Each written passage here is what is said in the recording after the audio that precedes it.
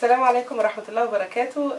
متابعين القناة واللي يعني لسه جديد داخلين على القناة، وحشتوني وحشتوني وحشتوني. بعتذر جدا على الفترة التأخير دي، بإذن الله هنعوضها. هنعمل النهارده إن شاء الله طبق كوري حار. ما ينفعش يبقى غير حار، لأنه يعني بيعتبر في الثقافة الكورية الحاجات الحارة دي بتساعد الإنسان إنه يرتاح من أي ستريس أو ضغوط عنده، لأن الشطة أو الفلفل الحار فيه مواد بتخلي الإنسان يعني يهدى أو بتبقى فيها مسكنات للألم وكده، فبتخلي الحالة النفسية تبقى أحسن. فنعمله حار ونجازف كده ونحاول إن احنا ناكله سبايسي زي ما أنا هعمله. برضه هعمل اختيار إن احنا ممكن ما نعملوش حراق قوي، لكن يفضل إن احنا ناكله بالطريقة التقليدية الكورية بتاعته علشان ناخد الفوائد بتاعته زي ما هم بيعتقدوا فيها. النهارده ان شاء الله هنعمل طبق البول تاك. البول هي نار، وتاك اللي هي الفراخ او الدجاج.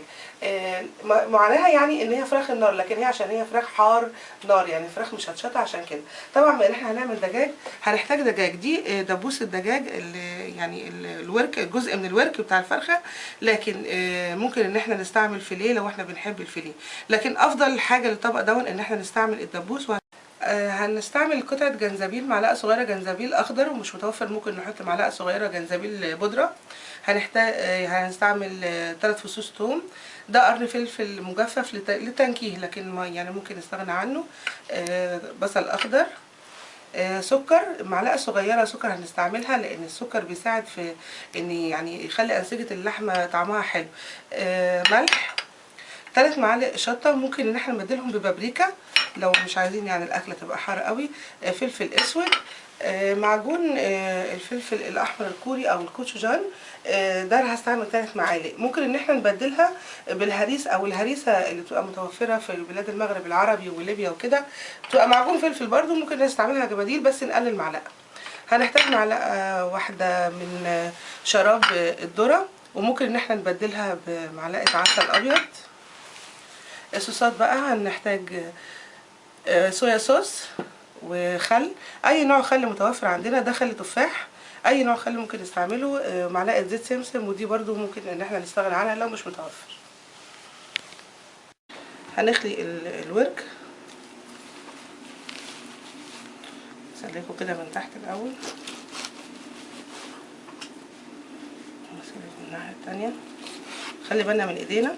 ممكن ان احنا نخلي الجزار يعملها لنا، وممكن بقى ان احنا نحاول نتعلم ازاي نخليه. انا برضو بتعلم ازاي اخلي.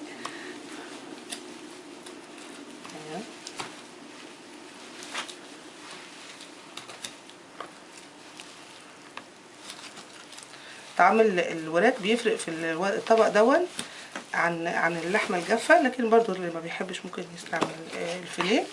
زي ما احنا كده طلعناه. دول كده الوراك اللي انا عملتها. كل واحد من الدبوس دول بنقطعه 4 قطع بالجلد بتاعه. انا ما طلعتش الجلد بتاعه لان بيدي عصاره كده طريه، وبيخلي الطبق يبقى طري.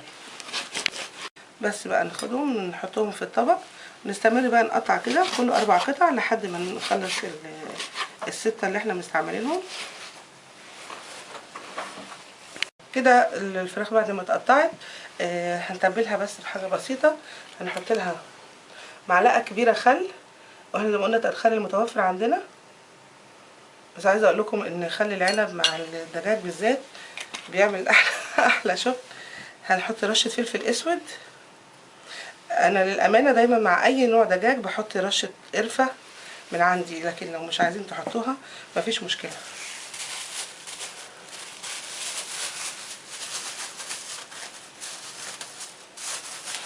غسلت ايدي بقى بعد التقطيع. نقلبها من غير ملح. انا ما حطيتش ملح لان مش هستعمل هنا الملح. نقلبها ونسيبها لمده نص ساعه تشرب بقى الخل والفلفل الاسود وكده.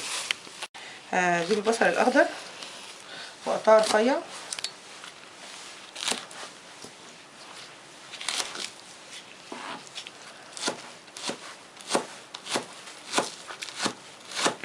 هنحط البصل الاخضر هنا في الطبق اللي هنعمل فيه تتبيله، وبس هحتفظ بشويه صغيرين من الاخر هكمل بيهم. واقطع الثوم. بسم الله. ومعاه قطعة جنزبيل صغيرة، يعني انا عايزة معلقة صغيرة جنزبيل اخضر. افرم الجنزبيل مع الثوم.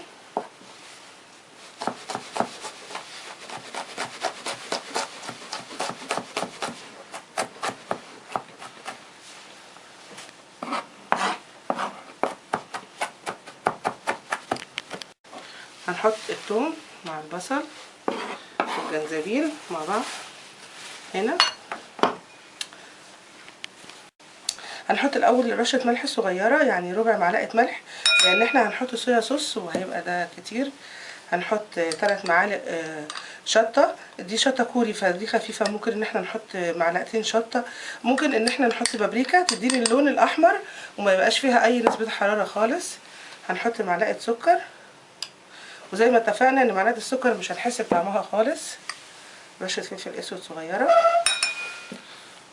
3 معالق كوتشوجان ومعجون الفلفل الاحمر الكوري،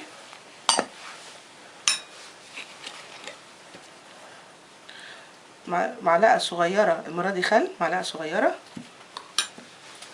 وبعدين صويا صوص 3 معالق كبار، 1 2 3، وهنحط معلقه واحده زيت سمسم،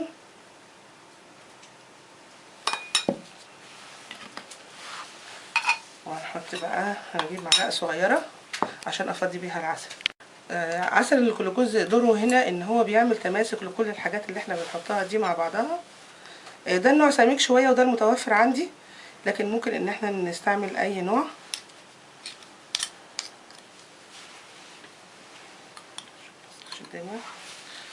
بس بقى نقلب بقى المكونات دي مع بعض.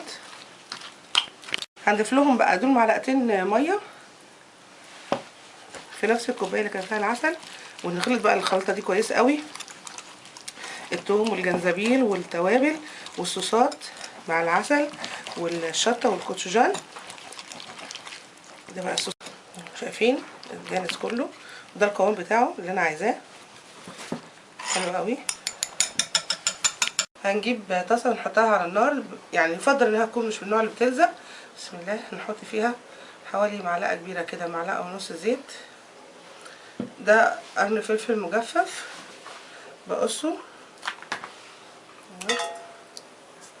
بس عشان يديني حراره في الزيت، يبقى الزيت نفسه ما يبقاش يعني يبقى ليه نكهه كده، ليه طعم الفلفل، بس مجرد ان هو ينكهلي كده الفلفل، قصدي ينكهلي الزيت.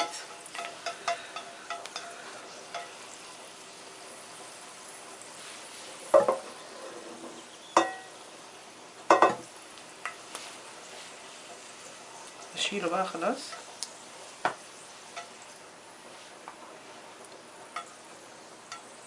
طبعا الدنيا دلوقتي سخنه، بسم الله نروح نازلين بقى. هنقلبها على النار من 4 ل5 دقايق بس، لا او لحد ما الاقيها بيض بقى من كل من كل اتجاه، على حسب لو النار عندنا نخليها من 4 ل5 دقايق، لو النار عاليه زي كده، او لحد ما الاقي خلاص ان هي لون اللحمه اتغير. زي ما احنا شايفين كده الفراخ شربت كل الميه بتاعتها، مفيش اي اثار للميه بتاعتها خلاص، ولونها اتغير. تاخد بقى معايا، انا خدت معايا 5 دقايق بالظبط، لو خدت اكتر مش مشكله، المهم عندي ان لون الفراخ يتغير ويشرب كل الميه بتاعته. بقى نحط الصوص الجميل اللي احنا عاملينه.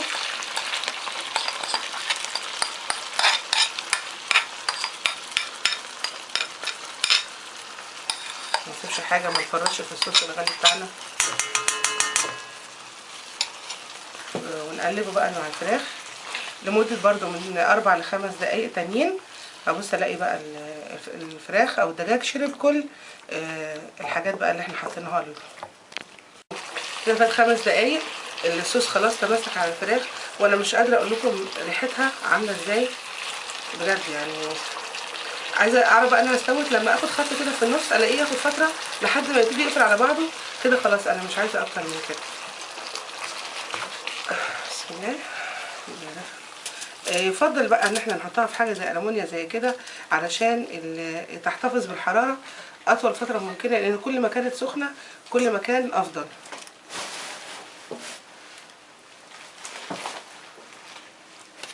كده نبتدي بقى نحط لها البصل الاخضر اللي احنا كنا مخليينه نجمل بيه الوش. ممكن نحط لها رشه سمسم محمص، وهنقدمها دي كده طريقه للتقديم بتاعتها. دلوقتي هنعمل طريقه تانية لان هي فعلا هناك بتطلب بنوعين وبتقدم بطريقتين. هعمل طريقه تانية. طبق البول تاك جاهز، ممكن ان احنا ناكله خلاص على طول، او ان احنا بقى نحط دي اي نوع جبنه احنا بنحبه بيسيب. دي جبنه موزاريلا، ممكن نحط تشيدر، ممكن نحط فلامنج، اي نوع جبنه احنا بنحبه هنحطه بقى نملاها كده. بقى دلوقتي ممكن ان احنا ندخلها الفرن، ممكن نحطها في الميكروويف، ممكن حتى يعني حتى وهي لسه في الطاسه ممكن كنا نرش عليها الجبنه ونغطيها على نار هاديه ونسيب الجبنه تسيل. المهم ان احنا نسيل الجبنه. انا بحب احطها تحت الشوايه على طول تسيل الجبنه، وهنشوفها دلوقتي. ده شكل البول تاك بعد الجبنه ما سالت عليها. طبعا مش عايزه اقول لكم ريحتها قد ايه حلوه. نحاول ندوقها كده. بسم الله. طبعا حراقه مع الجبنه.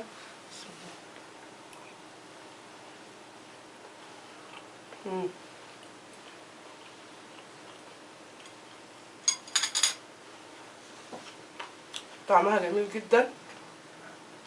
على رأي الإعلان لو ده جنان نتجنن وناكل مع بعض طبق البول تاك.